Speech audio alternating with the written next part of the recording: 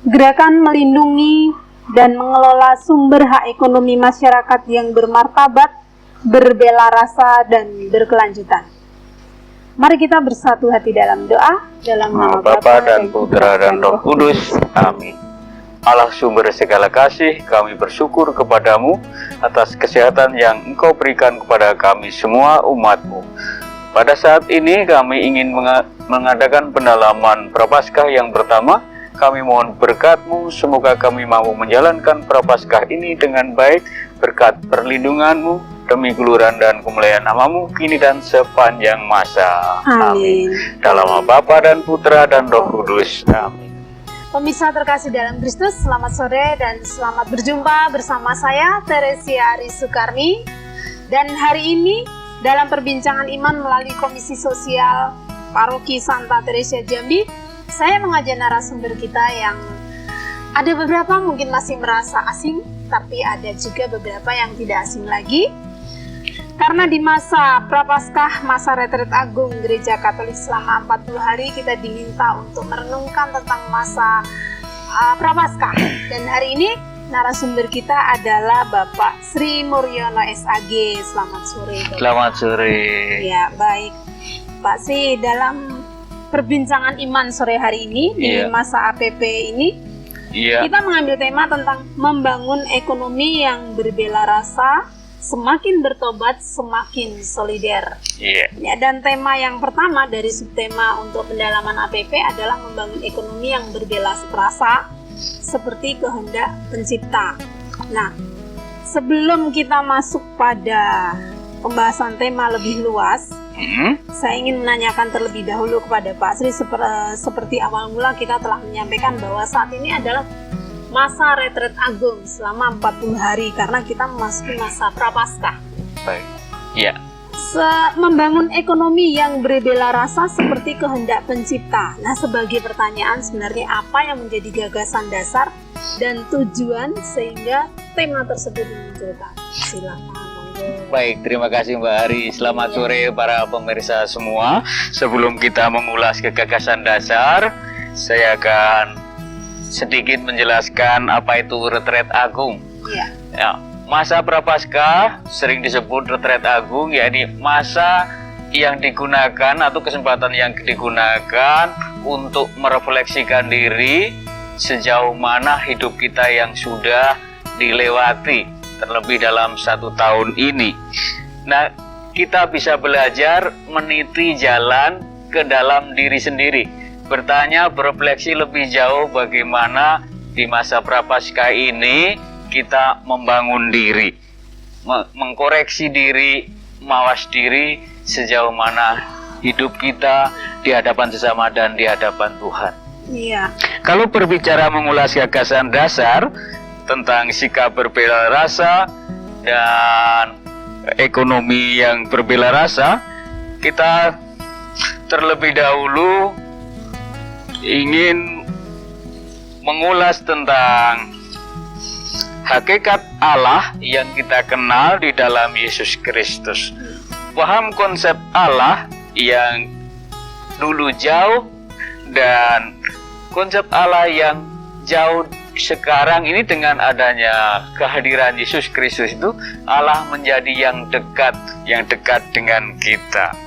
Kita tengok di dalam gagasan dasar di masa pertemuan yang pertama ini mengingatkan bahwa kondisi awal ciptaan seperti dikehendaki pencipta, bahwa Allah menciptakan semuanya ini dari sejak awal mula adalah baik adanya. Maka di dalam hidup kita setidaknya paling tidak berawal selangkah demi selangkah memperbaiki diri. Yang kedua, agar manusia dengan kemampuan, dengan bakat atau dengan talentanya selalu membangun supaya hidup seraya memperhatikan kebutuhan sesama.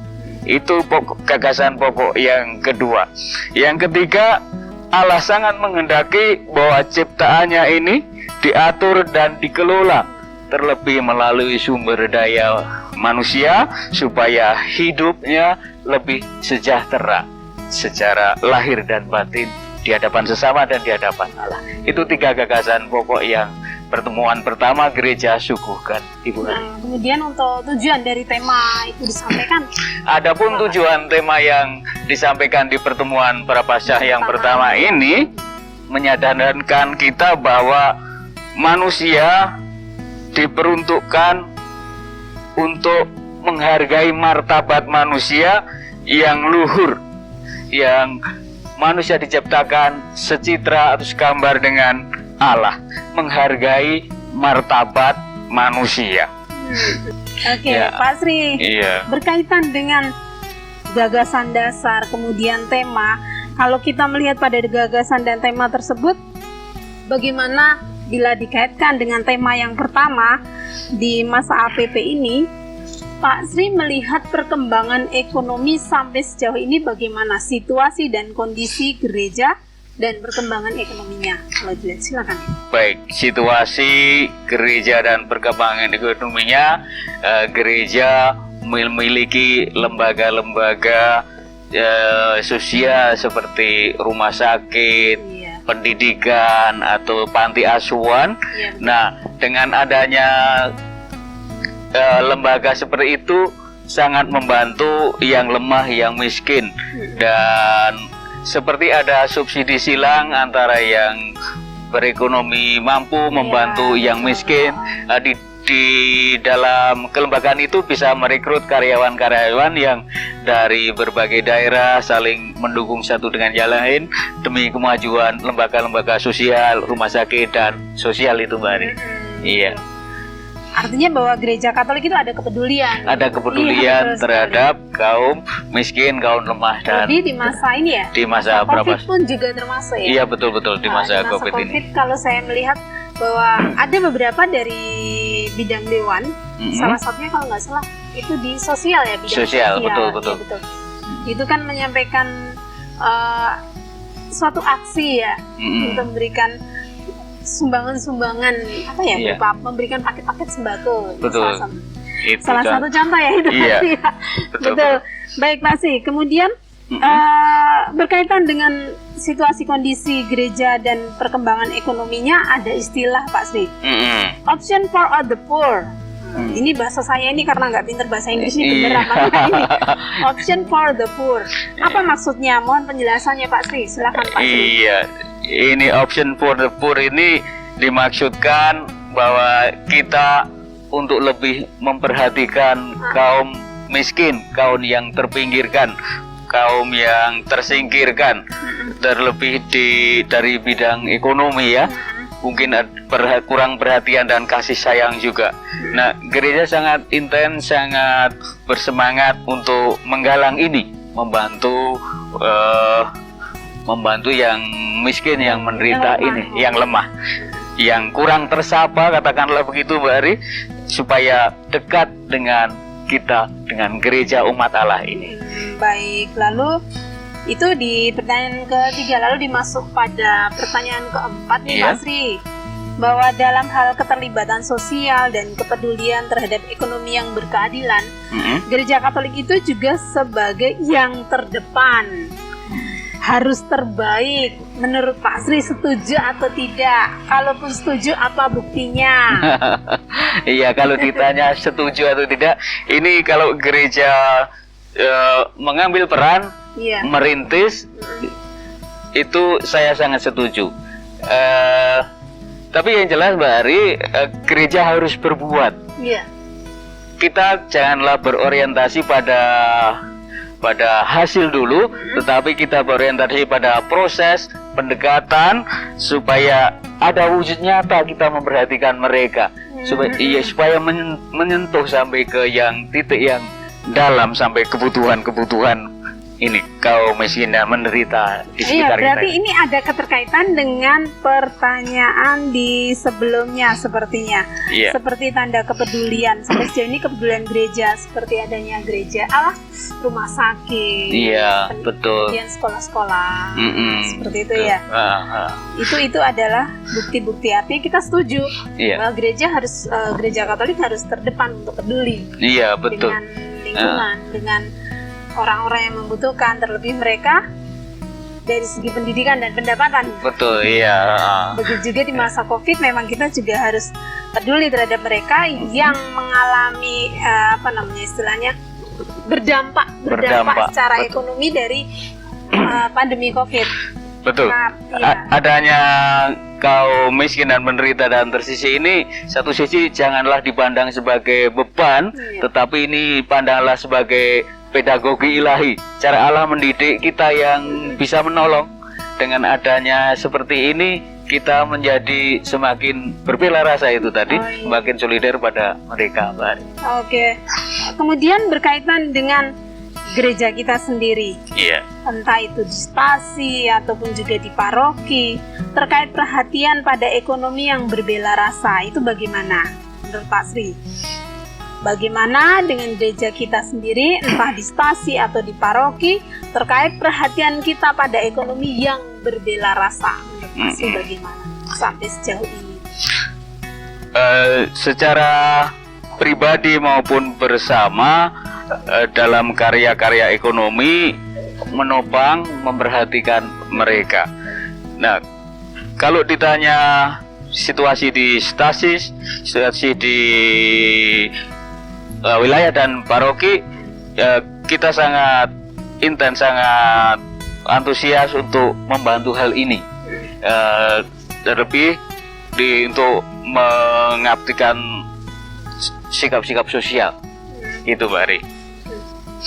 Adakah mungkin pasti ketika sebelumnya di Jambi pengalaman, karena masa pandemi ini bukan mulai dari September tapi sudah lama, iya. Itu di paroki asal, di paroki Singkut sendiri. Kalau Pak Sri bisa menggambarkan situasinya atau kepedulian gereja terhadap peristiwa pandemi ini bagaimana? Contoh salah satu stasi yang saya tempati itu ada data ini orang-orang yang perlu dibantu. Jadi kita kayak yang mampu, katakanlah begitu, tanda petik, itu bergabung menghimpun suatu sembako atau kebutuhan-kebutuhan itu dan sebagainya. 9 kebutuhan pokok ini kita yang bagian sukses sosial mengantarkannya dan mengunjunginya, menyapanya.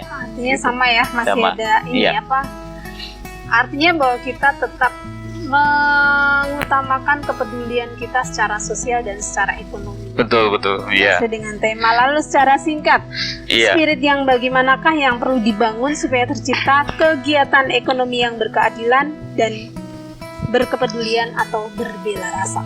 Spirit apa yang bisa dibangun? Spirit itu kalau boleh diartikan itu semangat ya, semangat juang, daya juang, kemampuan dari dalam. Kita hendaklah seperti yang Yesus ajarkan itu, memiliki mentalitas hamba yang tahu pekerjaan tuannya, yang tahu pekerjaannya tanpa disuruh. Sebenarnya memperhatikan orang-orang yang tersisih dan terpinggirkan ini pun kita tidak usah diajak, tetapi kita tahu itu butuh kita. Apa yang seperti Romo jelaskan dalam pertemuan kemarin, supaya pada pembekalan itu, supaya kita memperbarui iman, harapan, dan kasih itu. Dengan memperhatikan ini, kita tergerak hatinya itu untuk mewujudkan kasih sebagai perhatian kita. Juga mentalitas seperti kita prinsip hidup ranting dan anggur. Nah, kita adalah ranting-rantingnya. Tanpa kita tergantung pada suatu pokok, kita tidak akan menghasilkan apa-apa. Begitu. Jadi dalam tanda petik yang miskin itu juga tergantung kepada yang menengah tergantung yang kaya, dan kita berada di siklus itu dia.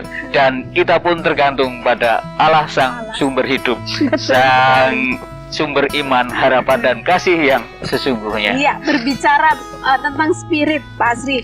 Iman, harapan, dan kasih. Betul. Itu sangat menarik.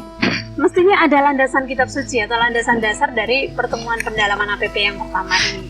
Monggo disampaikan, Pak Sri. Iya, pemirsa, yang pertemuan yang pendalaman yang pertama ini, gereja mengambil dari surat pertama Yohanes bab 3 ayat 10 sampai 18. Saya kutipkan yang terutama yang ayat 11 bahwa kita harus sadar betul untuk saling mengasihi satu dengan yang lain. Seperti Allah sejak semula mengasihi kita ciptaannya, tak ada satupun yang disia-siakan. Manusia sungguh dijadikan atas dasar kasih sejak semula. Itu landasan di ayat yang ke-11 sebagai pertemuan yang pertama, pendalaman perpasa yang pertama ini. Juga di ayat 16 Mbak Ari, Yesus menyerahkan nyawanya untuk kita, umatnya. Nah, umatnya harus berani meneladan menyerahkan nyawanya untuk Tuhan dengan cara berkorban bagi sesama untuk saling menghidupi kesejahteraan bersama yang berbela rasa. Artinya aksi nyata itu kita tidak usah menunggu kaya dulu baru beraksi, tetapi ini perlu berlatih sejak dini untuk menggerakkan hati, memobilitas hati kita, memanage hati kita akan kepekaan itu. Itu di ayat 16. Intinya itu. Ada satu lagi ayat 17. Pintu hati yang terbuka, yang tergerak, yang iba terhadap sesama, itu sebagai wujud hati yang berbelas kasih, hati yang berbela rasa. Itu Mbak Ari. Ya, baik. Itu adalah rangkaian dari landasan kitab suci di pertemuan yang pertama ini. Dan terakhir Pak Sri, monggo silakan sebagai katekes juga ketua bidang kerikma kewartaan. Untuk menyampaikan pesan-pesan imannya, silakan. Baik. Berkaitan di tema APP yang pertama ini, silakan Pak. Ada ayat yang bagus dari surat pertama Yohanes ini yang menjadi tugas kita semua, bahwa Yohanes ini mengajak kita untuk mengasihi, bukan sebatas perkataan, bukan sebatas lidah, tetapi sampai ke perbuatan nyata dalam kebenaran. Nah, inilah tugas kita bersama, tugas gereja umat Allah yang semakin solider. Tadi Mbak Ari kalau menanyakan ini saran, pesan, betul. Sebagai warga baru di sini ya. warga baru tapi lama. Warga baru stok lama ya. Gitu. Mari umat Katolik semua, para pemirsa, saya sebagai koordinator bidang kerikma mengajak di masa pandemi ini untuk mematuhi protokol hidup sehat. Betul. Yang 5M itu kan? 5M untuk saya pribadi harus ditambah 1W. Apa itu? 1W itu wujudkan. Kalau hanya ngomong 5M terus tidak diwujudkan. Tapi sekarang ada satu lagi Pak Sri, saya apa kira-kira? Ada 6. Yang ke-6 adalah menjaga pola makan. Wah, benar saya juga. Iya betul. Jadi memakai masker itu yang pertama, kita sudah tahu semua, dan mencuci tangan. Yang berikutnya pada air yang mengalir tentu saja, dan menjaga jarak, mengurangi mobilitas, dan yang satu menghindari kerumunan. Ini kalau kita bisa menggandeng kaum muda, dibikin survei penelitian ke rumah-rumah, kerjasama dengan ketua wilayah, ketua lingkungan, siapa yang belum punya cuci tangan, bagus. Kalau perlu wilayah atau lingkungan gereja buatkan, atau mengganti gitu. Enggak gini, dari rumah ke rumah ini, kalau anak-anak remaja kaum muda kita ajak meneliti di lingkungan masing-masing, siapa yang belum punya, bisa juga ini dibuatkan. Artinya wujud nyata itu untuk aksinya gitu ya. Yang kedua, berkaitan dengan kehidupan ekonomi yang berbela rasa ini, semakin bertobat, semakin solider.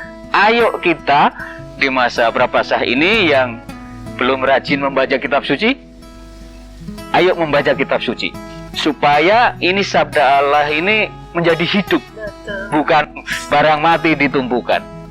Kalau mengingat yang pertama tadi, terima kasih pada seluruh umat yang sudah sportif menjalankan pola 5M dan 1W. Wujudkan, nyatakan itu, gitu ya. Dan dengan APP ini, membangun kehidupan ini, yang sering mungkin membaca kitab suci ini seperti ajakan Bapak Paus kita. Kitab suci ini sudah menjadi buku saku. Oh iya betul. Nah, karena sudah di HP kita kan. Nah, setiap saat kita buka banyak yang disajikan di situ di e-Katolik dan seterusnya. Gitu. Baik, sebagai yang terakhir pesan saya, mari, ayo. Saya juga belajar dari saudara-saudari, kita membentuk diri, belajar terus-menerus seumur hidup. Mungkin bahasanya itu ongoing formation, gitu. Membentuk terus-menerus supaya kita mampu menjadi pelayan-pelayan pelayan-pelayan masyarakat di bidang gereja, terlebih di bidang gerakan sosial. Amin. Terima kasih, Mbak. Terima kasih. Iya. Luar biasa, Pak Sri. Terima kasih juga atas perbincangan Iman pada sore hari ini. Dan pemirsa terkasih dalam Kristus, harapan dilandasi oleh keyakinan iman yang teguh bahwa yang dikerjakan karena dan dalam Allah, maka akan menghasilkan kesempurnaan untuk lebih saling mengasihi. Akhirnya saya Teresia Ari Sukarni juga beserta kerabat kerja mengucapkan terima kasih, mohon undur diri, selamat sore dan Tuhan memberkati kita semua. Amin. Selamat sore. Selamat sore.